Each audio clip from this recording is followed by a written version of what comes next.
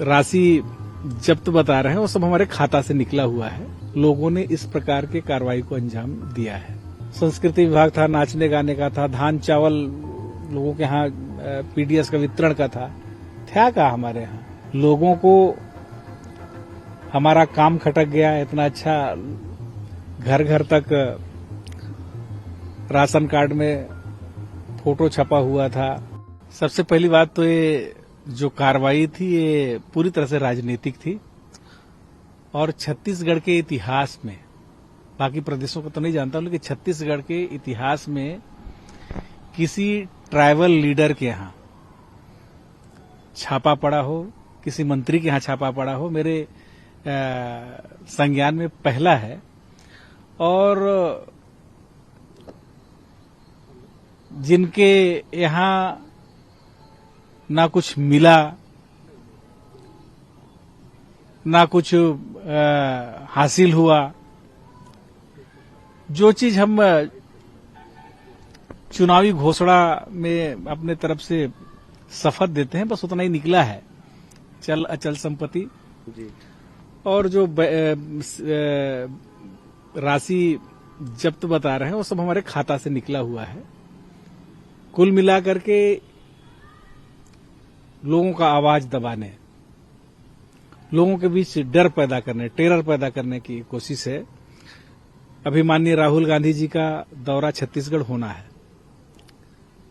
रायगढ़ से लेकर के और चांपा, जांजगीर, कोरबा होते हुए सरगुजा, इसके बाद बलरामपुर होते हुए उनको उत्तर प्रदेश जाना है। इसको विफल करने के लिए, लोगों के बीच डर पैदा करने के लिए लोगों ने इस प्रकार के कार्रवाई को अंजाम दिया है। मैं जब तक राजनीति में रहूंगा लोगों का आवाज उठाते रहूंगा और इस प्रकार के कार्रवाई से किसी को दबाया नहीं जा सकता है।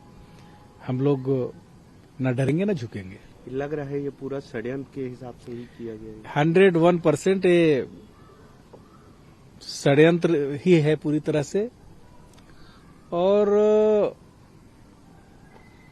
अभी हाल ही में माननीय राहुल जी का दौरा है, इसके बाद लोकसभा चुनाव है।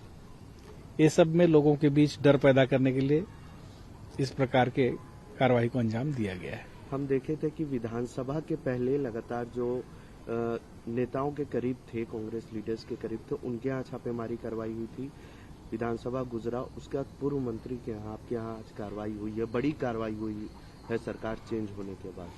वही तो मैं बोल रहा हूँ, किसी मंत्री के यहाँ कार्रवाई हुई हो वो भी जग जाहिर है कि ना कहीं कभी किसी का काम रोका, ना किसी को परेशान किया, जो आया सबका काम किया। और मेरा विभाग में ऐसा बहुत ज्यादा कुछ तो ऐसा था नहीं। संस्कृति विभाग था, नाचने गाने का था, धान चावल लोगों के यहाँ पीडीएस का वितरण का था क्या हमारे यहाँ। ना किसी का स्वीकृति का था, ना बाकी काम अलाट करने का था।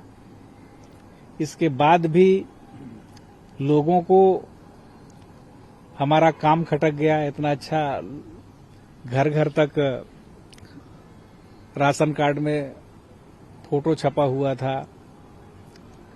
लोग बहुत खुश होते थे। आज सब लोगों को इन लोगों ने दुखी कर दिया। चुनाव में हार जीत लगा रहता है, लेकिन इस प्रकार की कार्रवाई किसी भी व्यक्ति को बदले के भावना से नहीं करना चाहिए। लोकसभा चुनाव को प्रभावित करने के लिए भी ये हो सकते हैं। अभी समाचार पत्रों में आप ही लोग दिखा रहे हैं कई जगह कि लोकसभा चुनाव के में जीतने वाले प्रबल प्रत्याशी हो सकते हैं।